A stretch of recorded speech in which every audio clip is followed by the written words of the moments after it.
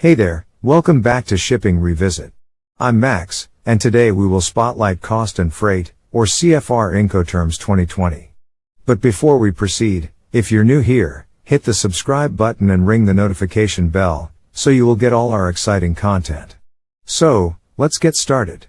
CFR is an essential term in international trade, and it places specific responsibilities on both the seller and the buyer. Let's break it down. CFR requires the seller to put the goods on board the contracted vessel.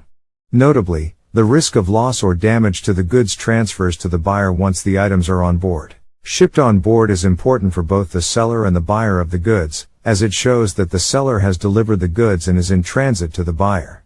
It also helps the buyer to claim the goods from the carrier at the destination port or airport. The seller handles export formalities, and the buyer handles import formalities. The seller covers the cost of carriage, as typically indicated in the bill of lading, which usually states freight prepaid. It's important to note that two ports are involved in CFR. The seller delivers at the loading port, and the buyer must accept the goods at the destination port. But what about containerized cargo?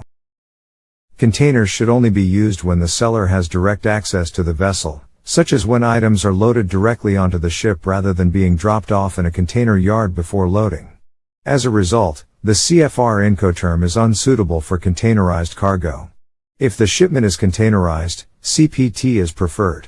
CFR is typically used when items are in bulk cargo, such as grains and oil, or when the load is enormous or exceeds the standard dimensions to fit inside a container. Now, let's look at the advantages and disadvantages of using CFR. The seller is responsible for arranging carriage, usually by chartering a vessel, and must pay the carriage fee. This cost is incorporated into the CFR pricing, including a margin for error and profit. Like FOB, the seller's risk for loss or damage ends when the goods are on board, so the contract should specify how the goods are stowed.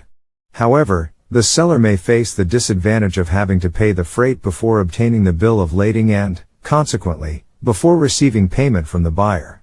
On the flip side, the buyer benefits from not having to arrange carriage and avoids paying a deposit to the vessel owner.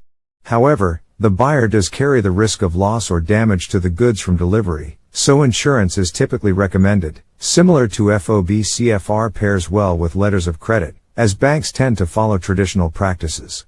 The bill of lading should indicate freight prepaid.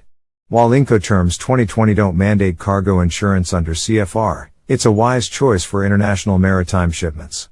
The seller and buyer should cover their respective responsibilities. When negotiating your sales contract, ensure that insurance terms and conditions are clearly defined and outlined. Okay, let's do a quick recap of what we have learned. CFR stands for Cost and Freight, which is one of the Incoterms or international commercial terms that define the responsibilities and risks of the seller and the buyer in a trade contract. CFR means that the seller delivers the goods by placing them on board the vessel at the port of origin and pays for the freight to transport them to the destination port. However, the seller is not responsible for the insurance of the goods or any additional costs after the goods are on board. The buyer bears all the risks of loss or damage to the goods from the time of delivery and must also pay for the import clearance and any other charges at the destination port. CFR is only applicable for goods transported by sea or inland waterway. It is commonly used for bulk cargo, such as grains, oil, or chemicals, where the seller has expertise and buying power on loading and transportation. For containerized goods, CPT carriage paid to is preferred, as it gives the seller more control over the delivery. And that's a wrap on today's video.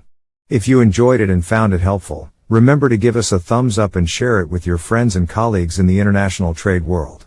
And hey, if you want more valuable insights like this, subscribe to our channel and become a part of our incredible community.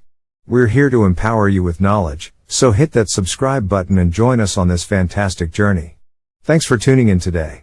Until next time, stay curious and keep learning. See you in the next video.